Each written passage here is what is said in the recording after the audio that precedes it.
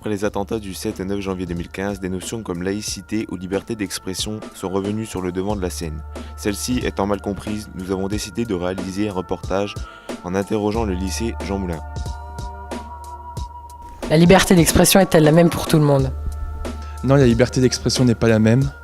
Je pense que chacun a sa définition propre de la liberté d'expression. Dans le monde, il y a des femmes et des hommes qui sont torturés pour avoir exercé la liberté d'expression. Pour moi, la seule limite qui puisse être envisageable pour la liberté d'expression, c'est évidemment, il faut proscrire tout ce qui est de l'ordre de la haine raciale, de la haine, de la stigmatisation d'une partie de la population. La liberté d'expression n'est pas la même pour tout le monde.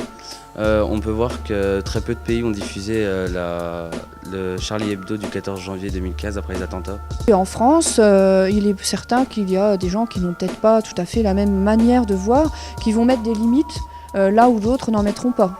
Par la question du blasphème qui a été posée par exemple pour les caricatures de Charlie Hebdo se pose peut-être davantage pour des musulmans croyants que pour d'autres personnes. On peut accepter que pour eux, il y ait eu peut-être un dérapage par rapport à certains dessins. Pour moi, elle n'est pas la même pour tout le monde dans les faits, mais en droit, elle est la même, bien sûr, ça c'est une évidence. Mais après, il y a l'interprétation du droit derrière qui fait que certaines personnes vont toujours être systématiquement poursuivies. Jusqu'où la liberté d'expression doit-elle aller ?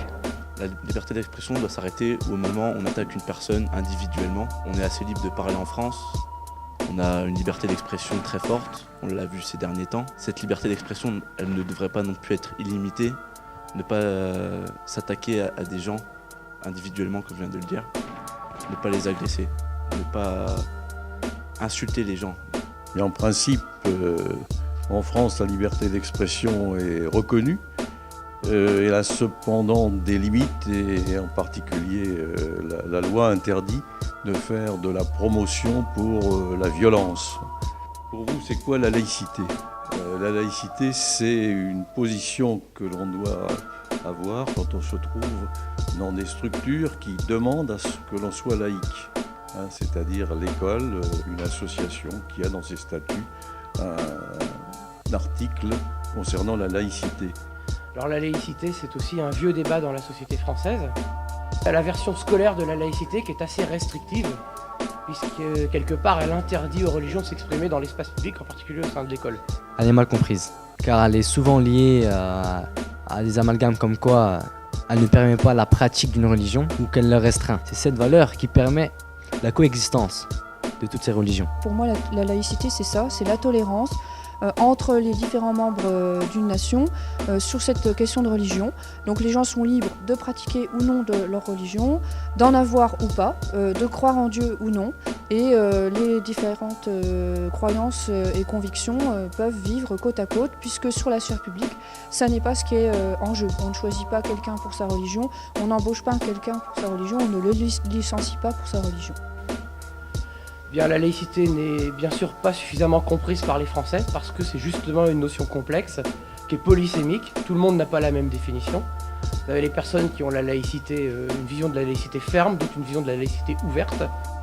Est-il possible selon vous d'être pour la laïcité et croyant ?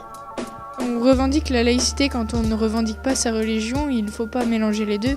Pour moi, oui, car les deux vont de pair, car c'est la laïcité qui permet aux croyants de pratiquer chacun sa propre religion. Oui, tout à fait. La laïcité, c'est le respect de toutes les religions, de toutes les croyances, de toutes les philosophies. Et donc, ça ne s'oppose pas au fait d'être croyant.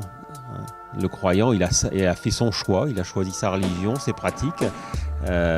C'est quelque chose d'intime, la religion. C'est pas quelque chose de public. Donc, ça induit une conduite, une vie.